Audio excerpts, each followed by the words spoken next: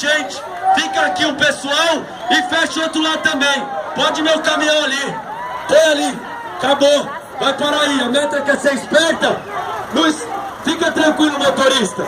Fica tranquilo que não vai acontecer nada com você. Só não vai andar. Só isso. Entendeu? Não vai andar não. Não vai andar. Sabe por quê? Porque a gente quer alguém aqui do estado para falar com a gente. É isso. A gente não vai deixar a integração acontecer na cidade de Diadema, não. Vamos parar o corredor. É o corredor de São Paulo. Aqui é o principal corredor. Não vai andar, não. Não vai. Não vai passar.